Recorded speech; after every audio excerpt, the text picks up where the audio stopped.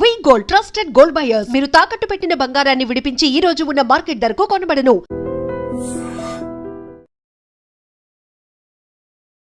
నమస్తే, నేను Kavitha. Welcome to I dream.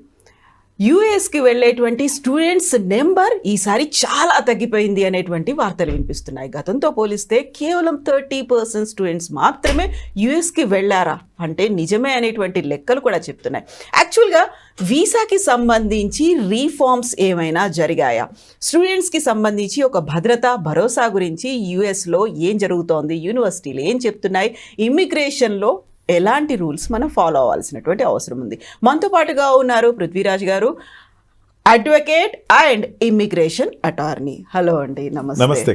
So US అనగానే మనకు ప్రతిసారి ఆగస్టులో ఎక్కే ఫ్లైట్స్ అన్ని చాలా ఫుల్ అయి ఉంటాయి, చాలా టైట్ జామ్ ప్యాక్డ్ ఉంటాయి, వచ్చేటప్పుడు మాత్రం ఖాళీగా ఉంటాయి అనేది. బట్ ఈసారి ఎయిర్పోర్ట్లు కూడా అంత హడావిడి లేదు. గతంతో పోలిస్తే చాలా చాలా తక్కువ నెంబర్ కనిపిస్తున్నారు. పేరెంట్స్లో భయం ఉంది, స్టూడెంట్స్ కూడా వెనకడుగేస్తున్నారు. ఇదంతా నిజమేనా? అయినా కానీ ఇంకా వీసా ప్రాసెసింగ్లో రీఫార్మ్స్ వచ్చాయి అనేటువంటి మాట, ఏది నిజం ఇందులో? కవిత గారు, I must not make the topic in political way, but small political touch నేను చెప్పేసి then I will continue my thing. Previous Trump వచ్చిన కొత్తలో కూడా ఇట్లాగే స్టూడెంట్స్ అవుట్గో తగ్గిందండి. అప్పుడు కూడా అంత మరీ 70% పడిపోలేదు, కానీ 30%, 40% పడిపోయింది. ఈసారి మరీ 70% పడిపోవడం జరిగింది. తర్వాత బైడెన్ గవర్నమెంట్, ప్రీవియస్ గవర్నమెంట్ కన్నా ట్రంపే కరెక్ట్, ట్రంప్ బాగా లిబరల్గా ఉన్నాడు అని చెప్పి లెటర్ ఆఫ్లో, అంటే తన ఫస్ట్ సెకండ్ ఇయర్ కన్నా third fourth year they appreciated Trump very much by telling that he is friendly to India. ఇప్పుడు ఏమైపోతుందంటే ఈ పొలిటికల్ రీజన్స్ కొంచెం ఇంపాక్ట్ అపాన్ ద మీడియా ఉండటం. అంటే కొత్తగా గవర్నమెంట్ వచ్చింది, తను వచ్చి కూడా డిసెంబర్ ఆ టైంలో వచ్చాడు. కొత్తగా వచ్చేసరికి అదే టైంలో మన స్టూడెంట్ రష్ స్టార్ట్ అవటం, వీళ్ళు వెళ్ళటం, మన అక్కడికి 2025 బ్యాచెస్ అక్కడికి వెళ్ళటం. ఈ లోపల తను తీసుకునేటువంటి కొన్ని నిర్ణయాలు, లా అన్నది ఒకటే ఒక స్టాటిక్గా ఉంటుందండి. Law will not B change. He has not taken any new law as such. Long stay without permission of visa ఉన్న వాళ్ళని అక్కడి నుంచి పంపించాడు. పంపించేసినప్పుడు ప్రపంచానికి ఒక వార్నింగ్ కింద పంపించాడు. Don't encourage these dunki routes అని చెప్పేసి సంఖ్యలతో పంపించింది. ప్రతి common men in India move అయిపోయారండి ఒకసారి. మన పిల్లలు కూడా అట్లా సంఖ్యలు ఇచ్చి పంపిస్తారా, వద్దు పంపించద్దు అన్నది ఒక ఫ్యాక్టర్. 50% ఇంపాక్ట్ ఉంది స్టూడెంట్స్ మీద.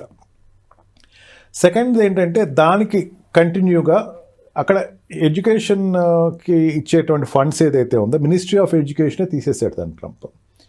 దాంతో ఈ నెక్స్ట్ స్టెప్ వచ్చేది ఓపీటీ మీద పడతారు అండ్ సిపిటి ప్రోగ్రామ్స్ ఆగిపోతాయి అన్నది ఒక రకమైనటువంటి భయభ్రాంతులు అక్కడ యూనివర్సిటీస్లో రావటం అనేది వాస్తవం.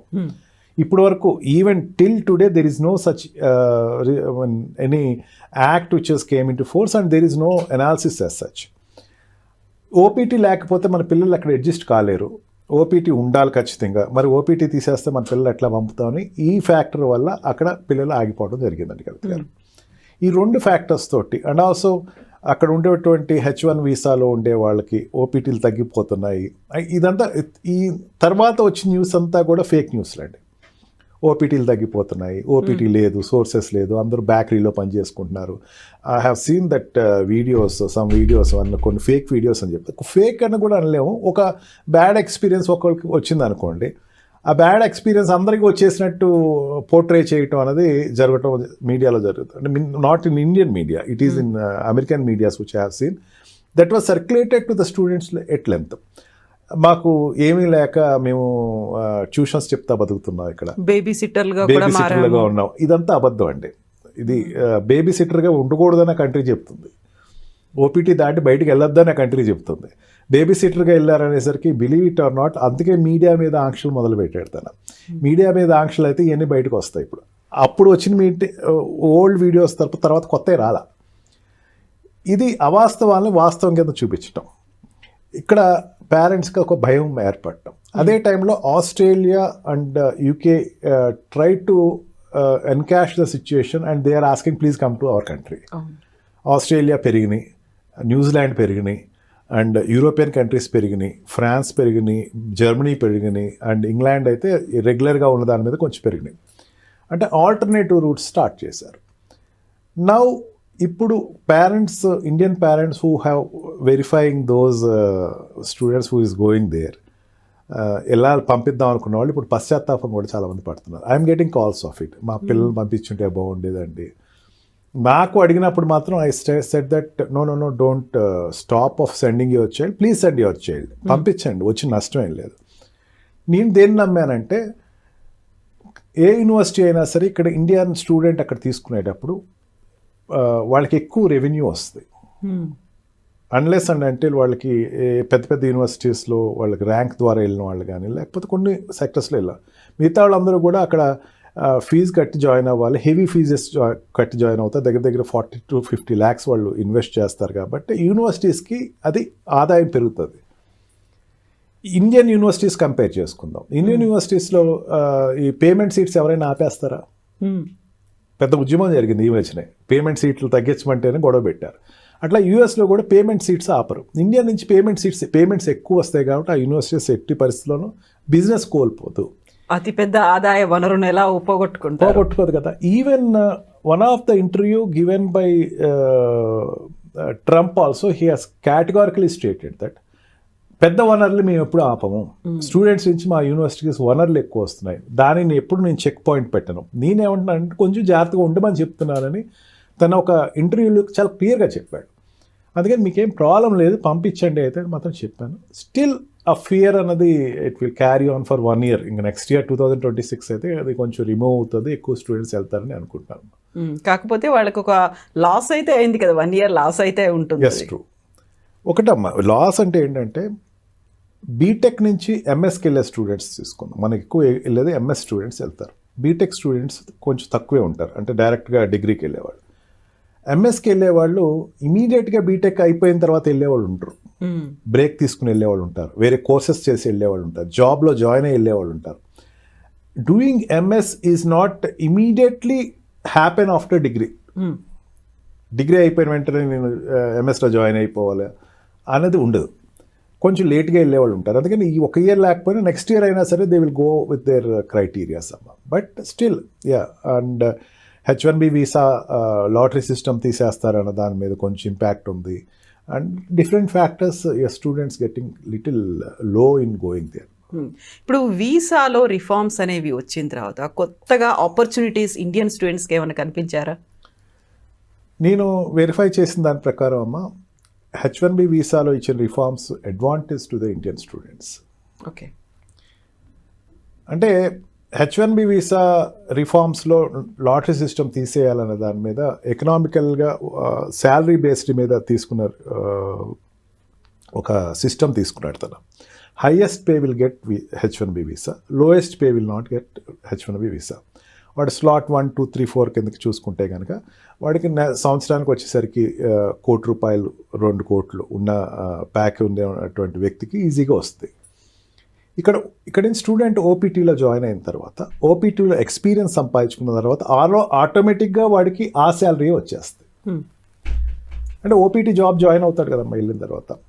అండ్ స్టెమ్ ప్రోగ్రాంలో ఉండేవాడు 3 years వరకు ఎక్స్టెన్షన్ ఉంది. ఈ లోపల ఆ శాలరీ ఖచ్చితంగా వాడు he will join up to that salary extent and automatically he will be continued there. He will not be compared with the other Indian employees who is going there. కొత్తగా వెళ్తున్నాడు అనుకోండి, అంటే వీడు ఒక జాబ్లో ఆల్రెడీ జాయిన్ అయ్యాడమ్మా, లేకపోతే వీడికి ఒక 2 crores ఆల్రెడీ ఎక్స్పీరియన్స్, అప్పుడు ఓపీటీ చేసిన దాంట్లో 2 crores 1.5 crore ఆల్రెడీ వస్తుంది. ఇప్పుడు కొత్తగా ఒక ఇండియన్ వెళ్తున్నాడు, వీడు వెళ్ళే శాలరీ ఇతనికి ఇచ్చే స్ట్రక్చర్ 1 crore అనుకోండి. 1.5 crore ఉన్నవాడు అతను సెలెక్ట్ అవుతాడు, 1 crore ఉన్నవాడు సెలెక్ట్ అవ్వడు. ఓపీటీ ప్రోగ్రామ్స్లో అండ్ సిపిటీ తోటి ఓపీటీ తెచ్చుకున్న వాళ్ళకి ఎటువంటి ప్రాబ్లం అయితే ఉండదు. అందుకని స్టూడెంట్స్కి ఇప్పుడు ఇచ్చినటువంటి ఈ రిమూవింగ్ ఈ లాట్ సిస్టమ్ అనేది అడ్వాంటేజ్, డిసడ్వాంటేజ్ కాదు. చాలామంది దానికి పరిశీలించక ఏమనుకుంటున్నారంటే, అయ్యో ఓపీటీలు రావు మనకి, ఓపీటీలు రాకపోతే మనకి. ఓపీటీ రాకపోవటం కూడా కాదమ్మా. మీరు మొన్న యూఎస్ వెళ్ళారు, మీరు వెరిఫై చేసి ఉంటారు. యూనివర్సిటీ క్యాంపస్లో ఉండేటువంటి స్టూడెంట్స్కి ఓపీటీ వచ్చేస్తుంది. ఓపీటీ ఎవరికి రాదు? క్యాంపస్ వదిలేసి బయట and they want to see other life than the university అనుకునేవాడికి ఓపీటీ కొంచెం కష్టం అవుతుంది. ఓపీటీ వాళ్ళు ఇచ్చే ప్రోగ్రామ్స్ ఏముంటాయి, fellowship, scholarship and this PhD వాళ్ళకి పేపర్ అసిస్టెన్స్ చేసేవాడు ప్రోగ్రామ్, అండ్ క్యాంటీన్ అక్కడ ఉండేటువంటి canteen jobs, librarian jobs, and what call ambassador to the university. ఈ జాబ్స్ ఈజీగా వచ్చేస్తాయి క్యాంపస్లో ఉన్నవాడికి, ఎందుకంటే ప్రొఫెసరే చెప్పేస్తాడు. It's a simple system. రెగ్యులర్గా ప్రొఫెసర్ ఐలో ఉన్నాడు అనుకోండి, ఎంఎస్ అనేవాడు ఎప్పుడు కూడా ఒక మెంటర్ తరపున ఉంటాడు, వాడు మెంటర్ ఉంటారు. మెంటర్ రెగ్యులర్గా ఇంటరాక్ట్ అయినవాడు, పాప పిల్లోడు ఇండియా నుంచి వచ్చాడు, we have to provide some job అని అతనే రికమెండ్ చేసేస్తాడు. రికమెండేషన్ పవర్ ప్రొఫెసర్స్ చేతిలో ఎక్కువ ఉంటుంది. That's why they will give the OPT program jobs. That is not, బయటికి వెళ్ళిన వాడికి ఈ ప్రాబ్లం వస్తుందమ్మా. మా పిల్లోడు బయటే ఉండాలి, ఆడ్ జాబ్స్ చేయాలంటే నేను ఐఎమ్ సైలెంట్ ఆఫ్ ఇట్.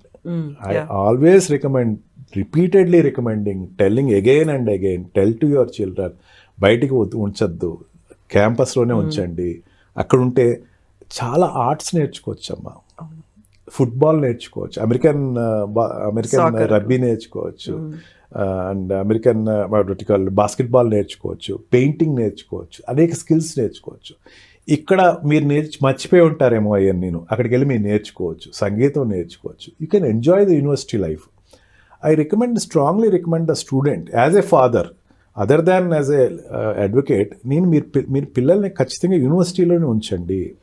అక్కడ ఉంచి వాళ్ళని గ్రూమప్ చేస్తే ఖచ్చితంగా వాళ్ళకి ఆపర్చునిటీస్ వస్తాయి. నాకు వచ్చిన రిఫరెన్స్ కేసులో ఏ కేసులో కూడా స్టూడెంట్స్ యూనివర్సిటీలో ఉన్న వాళ్ళకి ఓపీటీ రాని వాళ్ళు లేరమ్మా. అందుకే OPT program is a successful program. It will not be stopped in future also. కాకపోతే ఈ భయాలు ఉన్నాయి, హెసిటేషన్స్ ఉన్నాయి కాబట్టి ఈసారి స్టూడెంట్స్ కౌంట్ తగ్గిపోయిందమ్మా. బట్ హోప్స్ అయితే స్టిల్ దేర్. అక్కడ ఏదో ఒక డైర్ సిచ్యువేషన్స్ అట్లాంటివి ఉన్నాయనేది మాత్రం లేదు అక్కడ. Thank you so much. Thank you. And for more videos, please subscribe to iDream. Please subscribe to iDream. Please subscribe iDream. And please subscribe to iDream. For more videos, subscribe to iDream. please like, share and subscribe to the channel. Congratulations, iDream. Subscribe to iDream. Subscribe to iDream. So subscribe to iDream Media. iDream ki iDream team andarki huge congratulations. Please subscribe iDream Media. Please subscribe to iDream. Subscribe iDream. Please subscribe to iDream. iDream అంటే నా కళల ఛానల్ను subscribe చేసుకున్న నోరు తిరుగుతలేదు, మీరైతే గంట గుర్తు కొట్టండి. For more such videos, please subscribe to iDream. Subscribe to iDream. Please subscribe to iDream. Please subscribe iDream Media. Please do subscribe to iDream. Please subscribe to iDream Media. For best entertainment and information, please subscribe iDream. And don't forget to subscribe to iDream.